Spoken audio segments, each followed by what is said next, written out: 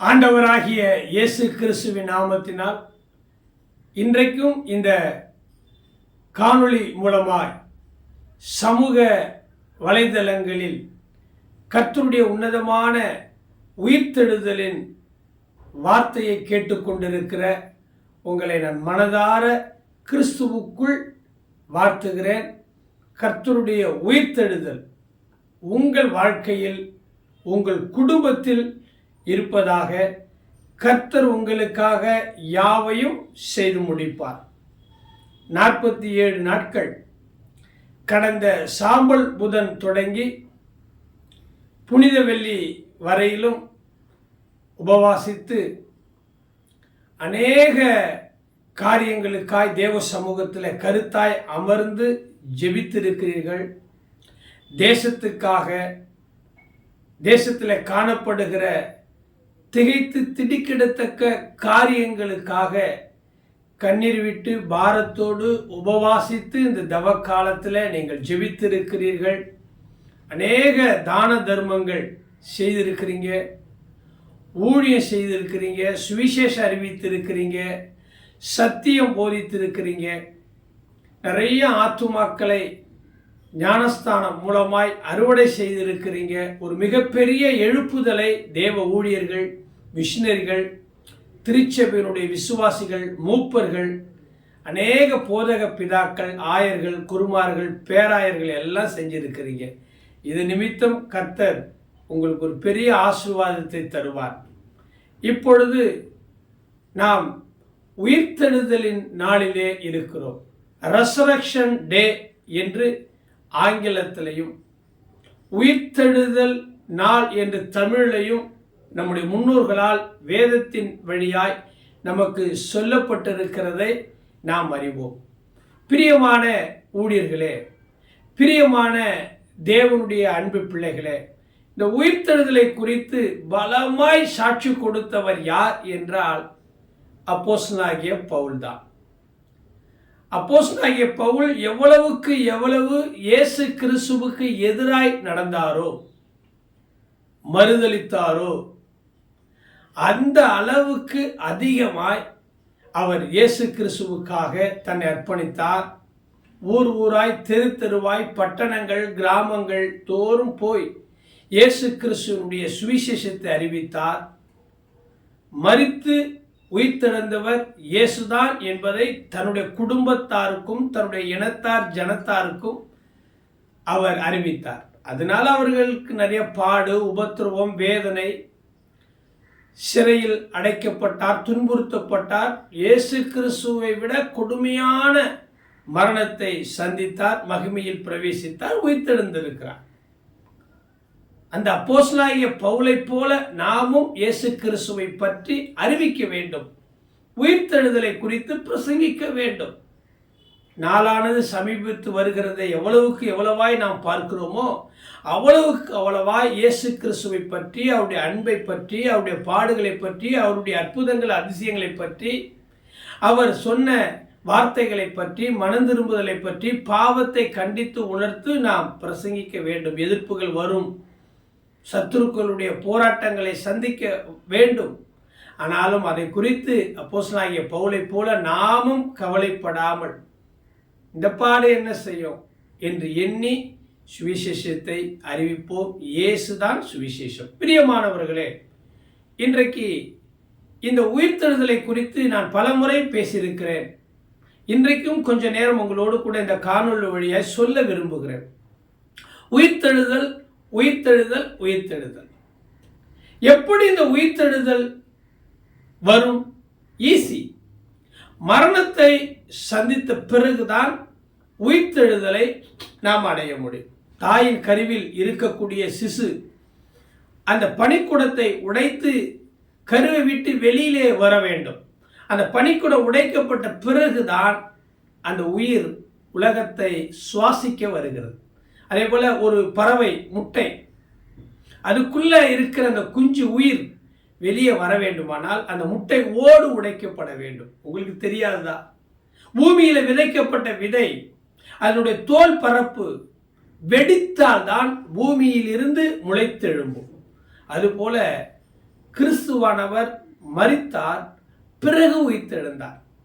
பாடுகள் இல்லாமல் பலன் இல்லை. இயேசு கிறிஸ்து பாடுகள் வழியாகத்தான் பரத்துக்கு ஏறினார். அதனாலதான் பூதலத்தோர் யாவரும் இல்லை, வானோர் கீழானோர் யாவருடைய முழங்காலும் இயேசுவுக்கு முன்பதாக முழங்கினது. அவருடைய நாவுகள் யாவும் இயேசுவை ஆண்டவர் என்று அறிக்கை பண்ணினது.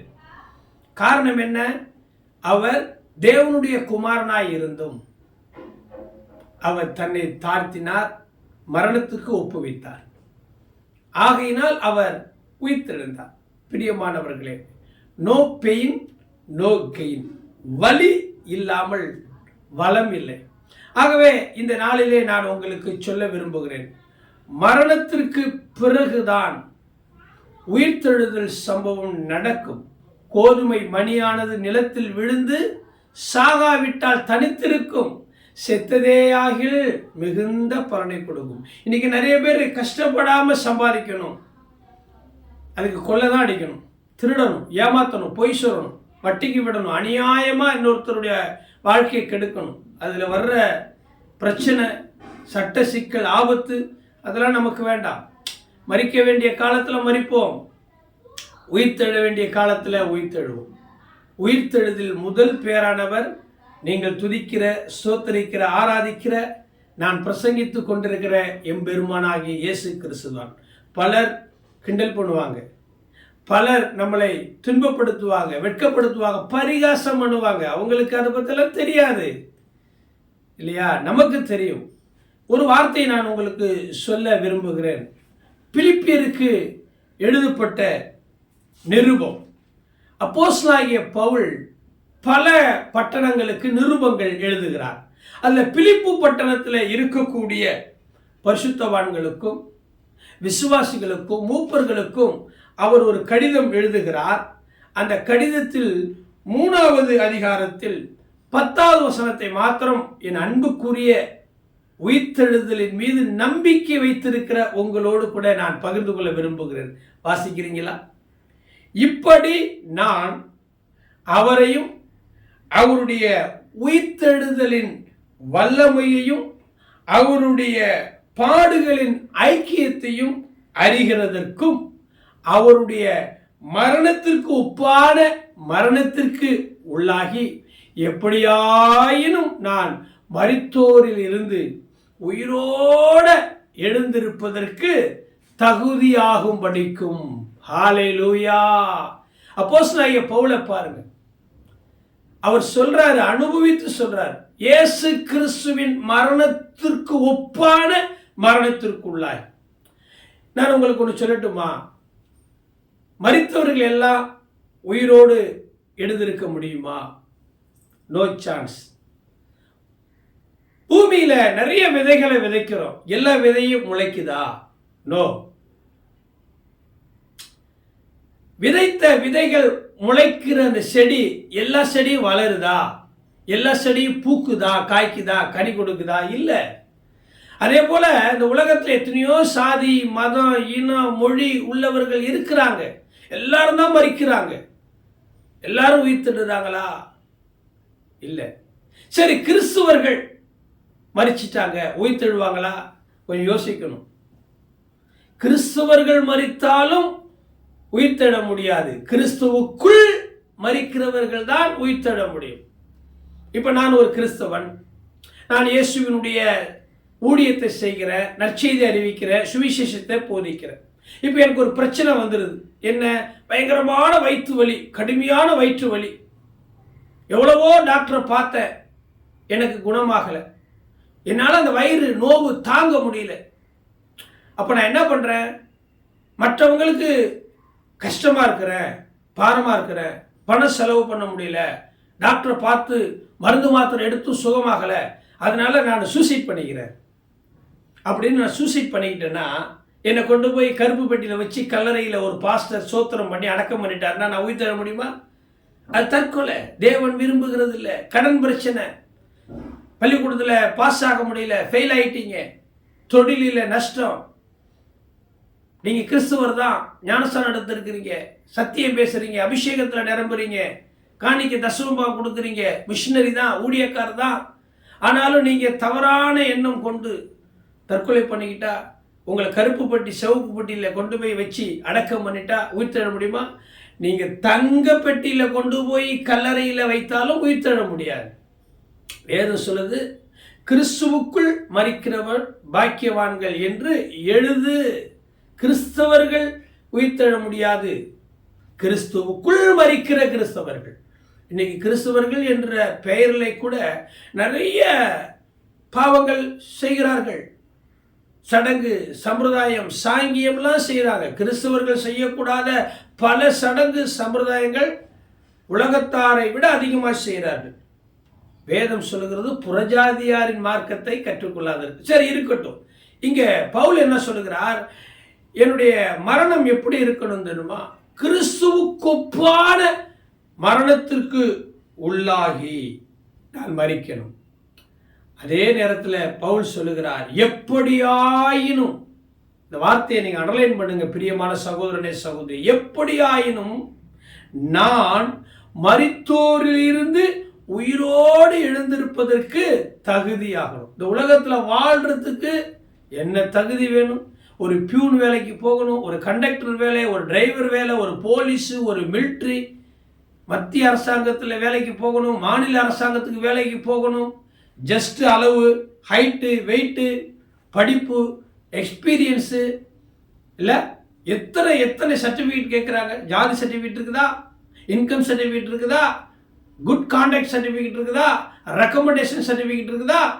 இத்தனை சர்டிஃபிகேட் இருந்தாதான் மத்திய மாநில அரசாங்கத்தில், ஏன் தனியார் நிறுவனத்தில், பிரைவேட் லிமிடெட் கம்பெனியில் கூட வேலை கொடுக்குறாங்க.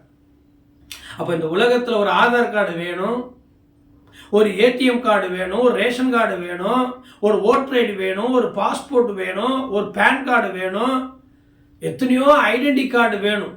பார்த்து கொண்டு இருக்கிற நீங்கள் கூட எத்தனையோ ஃபெலோஷிப்புக்கு போகிறீங்க, 200 ரூபா பணம் கட்டி ஒரு ஐடென்டி கார்டு வாங்குறீங்க.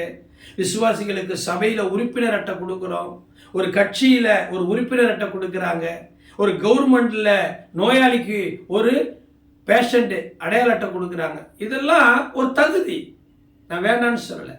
இதுக்கே இவ்வளவு தகுதி வேண்டுமானால் உயிரோடு எழுந்திருப்பதற்கு எவ்வளவு தகுதி வேணும் பாருங்க.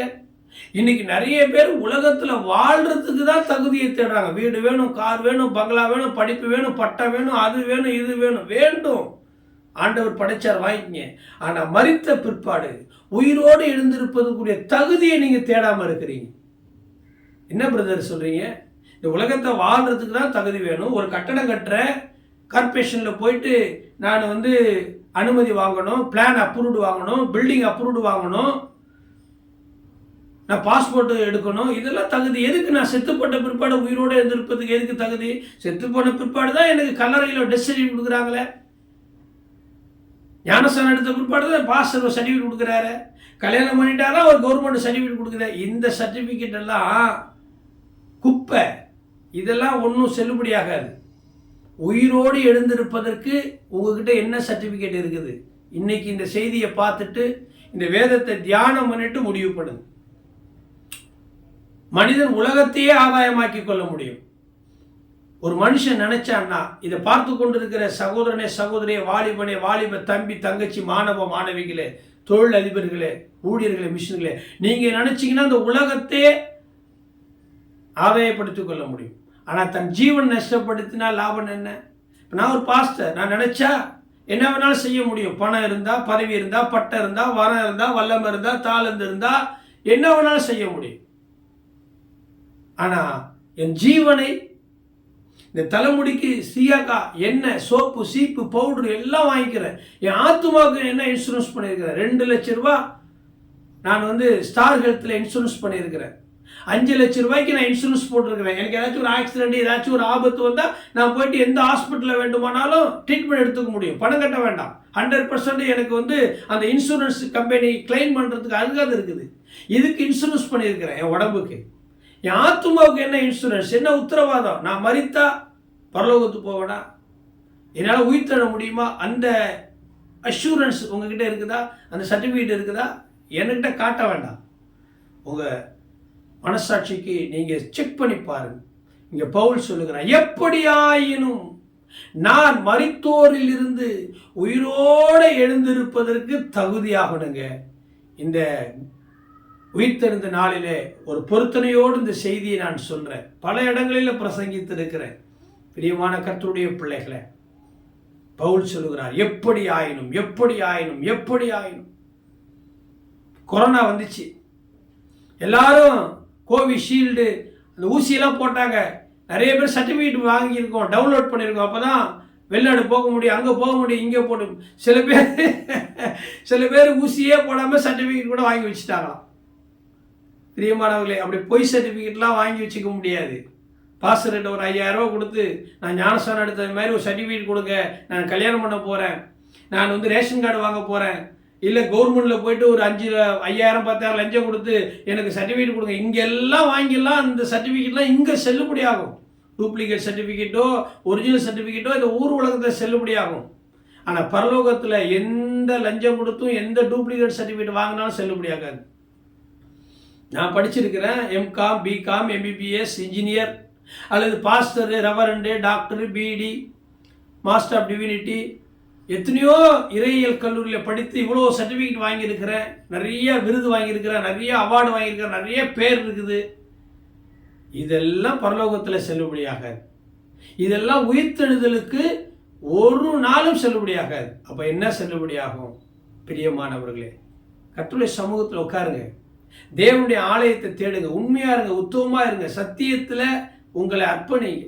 பவுல் சொல்லுகிறார், எப்படியாயினும் நான் உயிரோடு எழுந்திருக்கும்படி, உயிரோடு எழுந்திருப்பதற்கு தகுதியாகும்படிக்கு அவர் அடுத்த வசனம் சொல்றாரு பாருங்க, அவருக்காக, இயேசுவுக்காக, அல்லேலூயா, எல்லாவற்றையும் நஷ்டம் என்று விட்டேன், குப்பையாக எண்ணுகிறேன், நான் அடைந்தாயிற்று அல்லது முற்றிலும் தேறினவன் என்று நான் எண்ணாமல் கிறிஸ்து இயேசுவினால் நான் எதற்காக பிடிக்கப்பட்டேனோ அதை நான் பிடித்து கொள்ளும்படி ஆசையாய் தொடருகிறேன். சகோதரரே, அதை பிடித்து கொண்டேன் என்று நான் எண்ணுகிறதில்லை, ஒன்று செய்கிறேன், பின்னானவைகளை மறந்து முன்னானவைகளை நாடி கிறிஸ்து இயேசுவுக்குள் தேவன் அழைத்த பரம அழைப்பின் பந்தய பொருளுக்காக இலக்கை நோக்கி தொடருகிறேன்.